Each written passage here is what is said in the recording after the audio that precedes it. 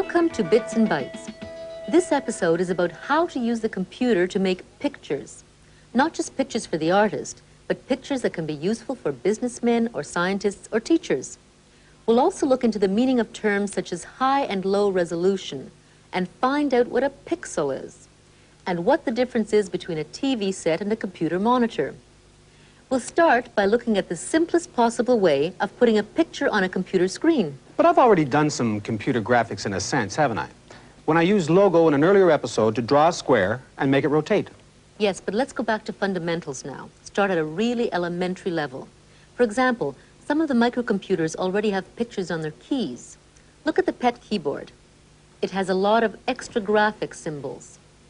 Now hold the Shift key down to type them. Okay.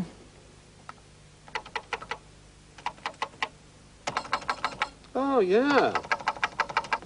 It's pretty easy, but with all these symbols, I could draw all sorts of things. Faces, rocket ships, anything you name.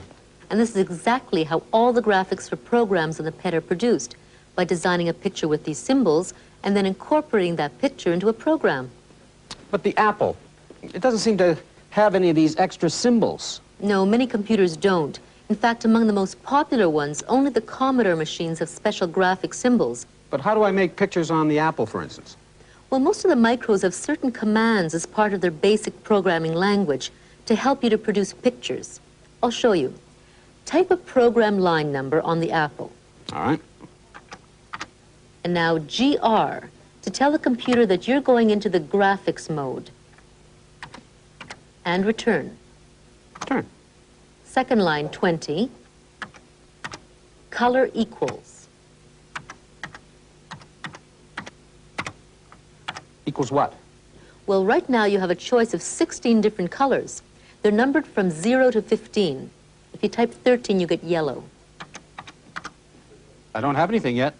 Well, wait a minute. The next step is to tell the computer where on the screen you want something to come up in yellow. And to explain how this works, we've prepared a transparency. Oh, yes, here we are. Oh, it has a grid on it. And this shows how the computer screen is divided up into 40 squares across and 40 squares down. Each square has an address that tells how many squares over and how many squares down it is. So if you want to color in 20,15 with a crayon, you find that square by going 20 squares over and 15 squares down. Okay. I get it. It would be like saying, if you were going to meet someone in New York City, I'll meet you at 54th Street and 3rd Avenue. Only in this case, it would be 20th Street and 15th Avenue. You're right. It's exactly the same principle. So now you can type the next line. The word for place a square on the screen in BASIC is plot. So type plot 20,15. Plot 20, 15. And run the program. Okay. And run. And now we lift up the transparency. And there's our spot in just the right place. Aye. You can also draw lines on the screen. Start a new program and you'll see. Okay. Well, I won't need this anymore. So we type new. First line 10. GR. Return. And 20. Color equals. And now 30. If you want a vertical line, type VLIN. If you want a horizontal line, type HLIN. I think maybe a horizontal line. Okay, so HLIN. Now type the numbers that you want the line to begin and end at. Let's say I'd start over this side about 3, comma. And let's say I'd go along to, goes up to 40, let's say 35. Now you must indicate how many squares down the screen you want the line to be. Oh, okay, well, let's say about approximately midway, 20. Type at 20, then return. At 20, return. Okay, now let's run it. Oh, okay. So 6 is blue. Well, that seems easy. And with just 3 graphics commands in BASIC. Plot, place a square on the screen. H-line, draw a horizontal line. And V-line, draw a vertical line. You can obviously make up any sort of picture you like out of colored squares. All the squares are kind of big. I mean, how would I get a dot to appear or, say, a thin line? You can't. At least not as long as you stay in that graphics mode, because those are low-resolution graphics that you've been dealing with so far. And what's the difference between low-resolution and high-resolution graphics? How does all this work? Let's see. Old-fashioned movie theaters used to have display boards made up of hundreds of electric light bulbs, which could be turned on or off in various patterns to form words or pictures. This is exactly how your computer screen works. If you want to see your name in lights, all you have to do is type it. Because when you type something at the computer, what you're doing in effect is turning on a lot of little points of light on the screen. Each of these points of light is called a picture element, or pixel for short. There is a grid of about 250 by 200 pixels on the average computer screen, giving you 50,000 pixels altogether.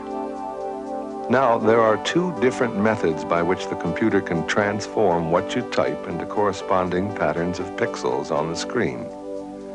The first method uses a chip inside the computer called a character generator, which automatically generates the equivalent of a V, for instance, in a little grid of pixels. With this method, you are limited to calling up chunks of pre-patterned pixels. You can't control the pixels individually. If you wanted to make a dot appear on the screen, for example, you couldn't instruct one pixel to appear, only a ready-made square consisting of a bunch of pixels. Because of this, any picture that you try to create out of these blocks will look chunky and rather primitive. This is why this first method of turning on parts of a computer screen is called low resolution. Contrast this with the second method of making computer pictures. With this method, you don't need a character generator. Instead, each binary digit or bit that goes into RAM memory can control an individual pixel on the screen. There is a one-to-one correspondence between each bit and each pixel. Because these bits form a sort of map of which pixels will be on and which will be off on the screen, this is called bit mapping. Bit mapping allows you to make a single pixel appear, a little dot, or to make a thin line of single pixels, or to build up a fairly detailed picture. This method is therefore called high resolution. So when you don't have control of all the pixels and have to go via a character generator, Valentino looks like this. But when you can do bit mapping and therefore control each individual pixel, Valentino looks like this. So how can I do some high-resolution graphics? You simply go into high-resolution graphics mode. To go into low-resolution graphics, you type GR. To go into high-resolution graphics, you type HGR. Okay. So HGR. And color. Do I type H color? That's right. Only with the Apple, what you gain on resolution, you lose on range of colors. In high-resolution mode, your choice of colors is narrowed down to 8, 0 through 7. Okay, I'll try number 1. H color. Color equals 1. Now, in high-resolution graphics, there are no horizontal or vertical line commands. You have to use the plot, or rather hplot command, to specify exactly which pixel you want to turn on. There's about 50,000 pixels on the screen, right? The Apple computer actually has 280 pixels across by 192 pixels down, but some of the screen is set aside for your instructions, so you normally only have 280 by 160 pixels for graphics. And we can demonstrate this by having you draw a frame around the screen. Just type this, hplot. Okay, H plot 1, 1, 1, 1, to 279, 79, 1, 1, to 279, 159, 279, 159, to 1, 159, 1, 159, to 1, 1, 1, 1, then return. and return. Oh, look at that. And this is only 1 pixel thick. Let me see now. It's 1 at 1 to 279 at 1 to 279 at 159 to 1 at 159 to 1 at 1. But drawing a picture pixel by pixel must get pretty laborious. It does. That's why the graphics tablet was invented. Oh, I've always wanted to play with one of these. The tablet and the pen that goes with it are already plugged into the special circuit board that the Apple needs to run the tablet. Oh, I see. So I just plug the circuit board into the Apple. It goes into slot number 5. Okay. Make sure it's off. There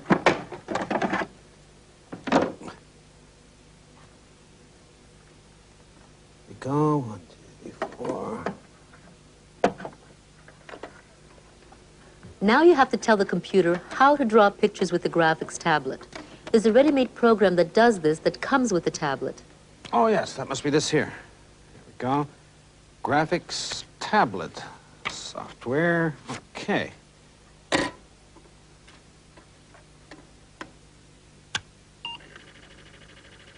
Graphics tablet. Press ESC. Okay. Choose graphics tablet software. Press G and return. Okay. G. Return. And now you can draw something or write something, whatever you like.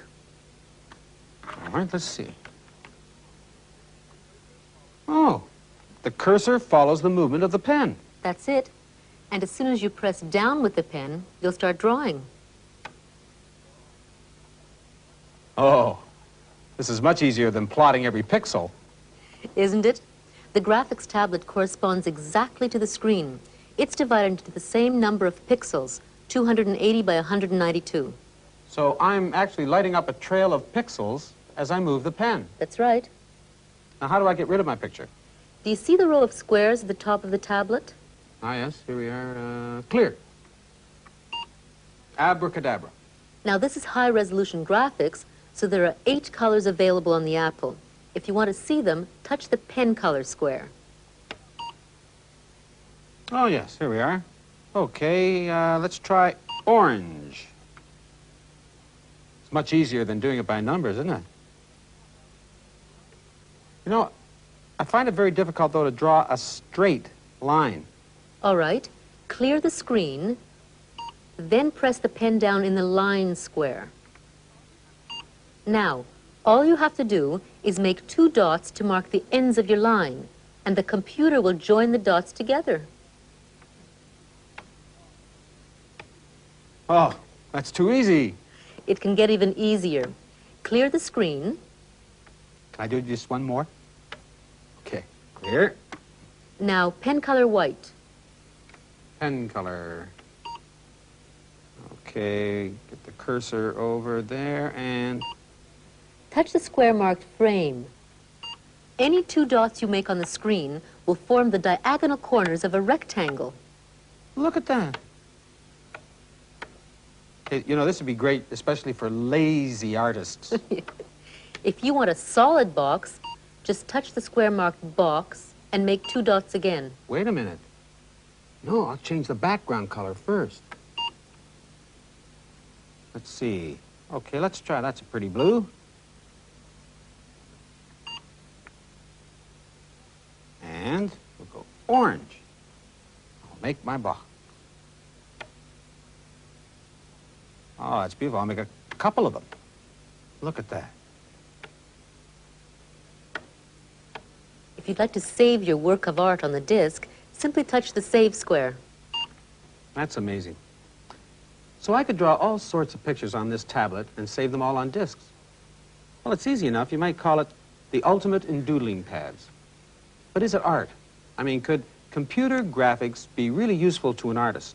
Well, certainly more and more artists are taking an interest in computer graphics nowadays, and teachers of art as well. Generally speaking, what we're after in this series of courses on teaching computers is introducing people to a medium that not only has the ability to draw a picture, but the ability to capture time and capture a process and reenact that process. Artists are communicators, and artists communicate with whatever medium is relevant for their time. With the invention of new painting techniques, new mathematical methods of creating three-dimensional imagery on two-dimensional planes, the Renaissance artists were able to express much more of a message in their time using the state of their art. Perception is generally what an artist brings to any technology that he or she is dealing with, and an understanding of perception is greatly needed in computers in general. To date, a lot of the software was written by technical people, and an artist who understands who is going to be sitting in front of the computer is going to be able to write a much more usable, a much more functional program, and at the same time help communicate through that program the fact that this isn't a machine that's trying to take over. This is simply something another person created to help you. As an educator, I find that when trying to teach concepts of something that exists in the world that we have here, it's very easy to convey quickly by modeling it on a computer. A straight line is simply a series of interconnected points. On a computer screen, you can point that out quite easily because the screen is digitized and broken into tiny points. Color theory and color mixing is quite easy to illustrate quickly with a computer because you are able to turn any dot on or off and have that dot be any one color. Everyone in this department is sharing a feeling of being on the verge of discovering something that no one has ever discovered. And that feeling can drive one on for a long time, both as a teacher and as an artist. They are dream machines. And there's also a place for computer graphics in business. The computer graphics industry is literally going through an explosion. The marketplace is growing quite rapidly, about 40% per year. People are now just beginning to really understand the benefit of business graphics. And they're now at the point in time where they're figuring out how can I best implement this kind of information presentation techniques to benefit my company in some cost-effective manner. This is the HP 2700 series of high-performance color graphics terminals. There are two different types of things you can do. The first is various types of business charts. What I'd like to do is to load in a bar chart, the data of which I've entered on the disk previously. Now it has automatically scaled this to suit the size of the data. If I want more flexibility, for instance, I'd like to see the same chart now done as a line chart, I can very easily move the cursor over to the line section, hit one key, and then plot it once again, and it will take the very same data and give me a line chart. In the same way, if I would like to see the chart done in a different way from the line, I could, for instance, select something like a pie chart.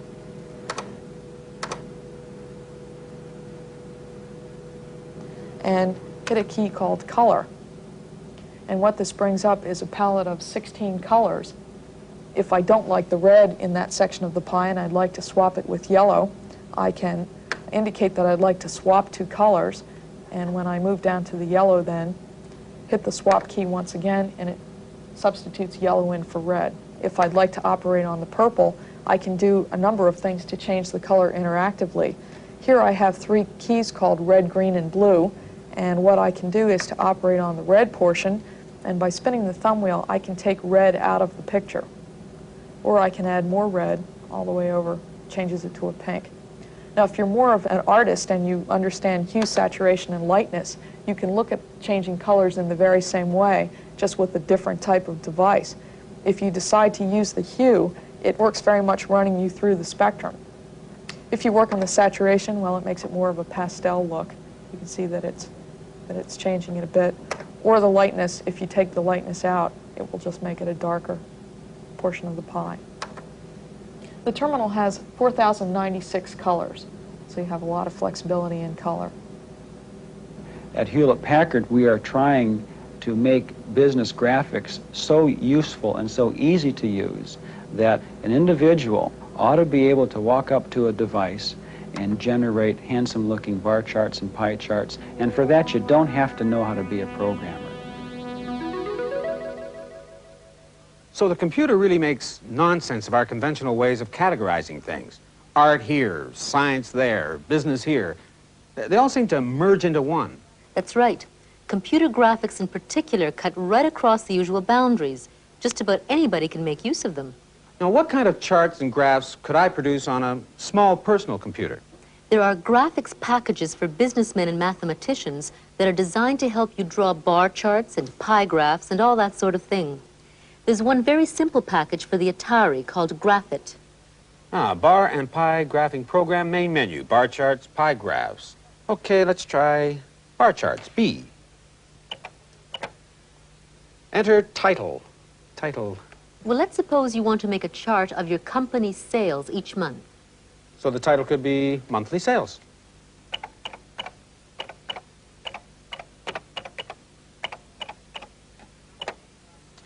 Enter number of factors. Well, I guess that's my sales for each month, so type 1. Column 1 label. I could label each column with the name of the month? That's it. Just do the first 6 months. Okay. January, February, March, April, May, and June. Okay. Well, let's see now. I was selling widgets. So, let's see, in January I sold 5 widgets. And February, I did a little better. I sold 7 widgets. March, it wasn't so good. There was 4 widgets. And April, we got 8 widgets. And in May, we had 9 widgets we sold. In June, we dropped back to 5. And here we go. Hey, that's neat. It shows very clearly the way the widget business is going. So anyone can make graphs and charts even on a microcomputer. And you can get some really very attractive pictures on these screens. But not all these computers are using regular TV screens, are they? No. Some are ordinary TV sets, but some are monitors. What's the difference between a TV set and a monitor? This whole question of computer screens can get quite confusing because not only do we have to sort out TV sets from monitors, but we also have to deal with the mysterious sets of initials, such as CRT and RF. To clear this up, let's begin by having a look at what goes on behind the computer screen. This is a home television set, and this is a monitor. If you look inside them, in both cases you'll find something called a cathode, which shoots a stream of electrons, sometimes called a cathode ray, at the back of the video screen. The screen is coated with a special chemical called a phosphor, and a tiny spot of this phosphor will glow whenever it is hit by the electron beam. And it is patterns of various parts of the phosphor that either glow or do not glow that make up the picture that you see on the other side of the screen. The cathode and the phosphor-coated screen are encased in a vacuum tube, and this whole arrangement is called a cathode ray tube, or CRT. So both a TV set and a monitor can also correctly be called a CRT. So much for the similarities between TV sets and monitors. Now for the differences. First difference, the TV set can only cope with information that comes in the form of what are called radio frequency signals, or RF signals. But in order for a computer to put information on a screen, It has to send out what are called video signals. So before information can get from a computer to a TV set, it has to be modulated from video to radio frequency. This is done by an RF modulator. Now, for the second difference between a TV set and a monitor. Most TVs are only built to show regular television pictures. They were never intended to display fine detail, in particular, fine print.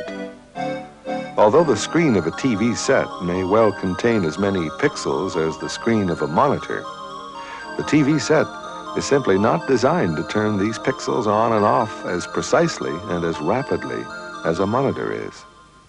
So if you plug your computer into a TV set and type in some words, the pixels making up the tiny letters will tend to smear and be difficult to read.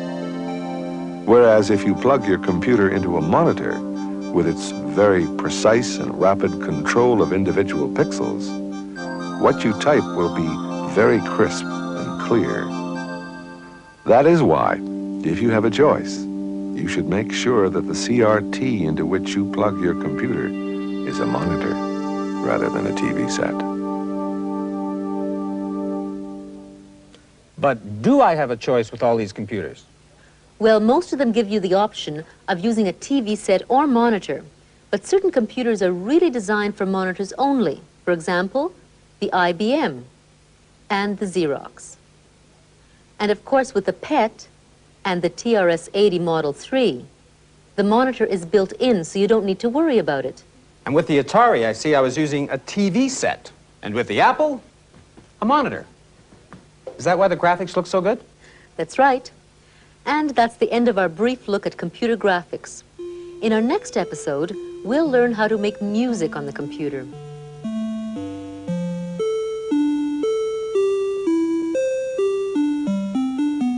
Until next time, I'm Luba Goy for Bits and Bytes. And I'm Billy Van.